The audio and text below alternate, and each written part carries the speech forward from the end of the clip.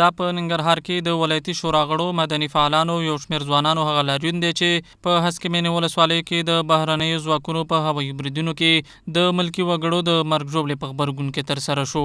لاریون کوونکي چې شمېر یې سلګونو تنو ته رسېده، د ولایتي شورا له انګړه تر پښتونستان واټه د امریکا ضد نارې وهلې او لاریون کوونکو له مرکزي حکومته په راتلونکي کې د داسې پیښو د مخنیوي غوښتنه کوله. زمونږ راټولېدل زمونږ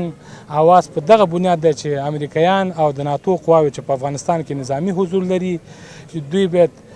د دغسې جنایاتو نه لاس په سر شي او باید د دغسې جنایت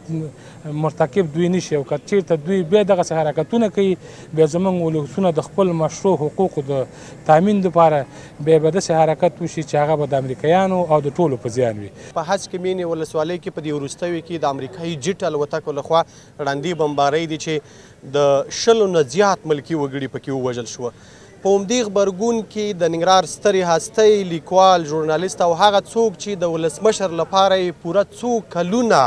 د دې لپاره قرباني ورکړه چې یو وخت به دې ارګ ته لاړ شي او افغان ولس به ورسره سوکاله شي،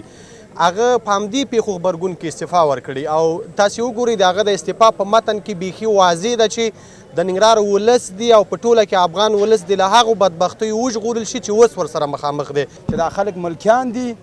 که دشمنان دي، ملکیان شهیدان کړي. زه د ننګرهار محترم والي صاحب څخه جدي غوښتنه کوم که وظیفه کولی شي په وخت وظیفه د اجرا کړه، که نه شي کولی شي چې لاړ شي خپل کور ته. موږ ته داسې والي د ولسمشر صاحب ولیږي چې زموږ د ولس غم وخوري. اخوا د ننګرهار ولایتي شورا غړی ناصر کاموال وایي که حکومت د داسې ړندو بمباریو مخه ونه نیسي نو لرې نه ده چې د ننګرهار ولسونه به خپل وروستی تصمیم ونیسي. او که دغسې بمبارۍ، دغسې ړندې بمبارۍ، دغسې وژنې، دغه نامني چې په ننګرهار کې دوام لري،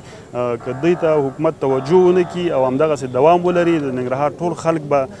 راپاڅېږي او خپل تصمیم به ونیسي. د یادونې وړ ده چې په هسکې مینې ولسوالۍ کې د بهرنیو ځواکونو په هوایي بریدونو کې د نږدې 100 ملکي وګړو وژل کېدو په تړاو د ولسمشر سلاکار لال پاچا ازمون خپل استعفا لیک ولسمشرۍ ماڼۍ ته استولی.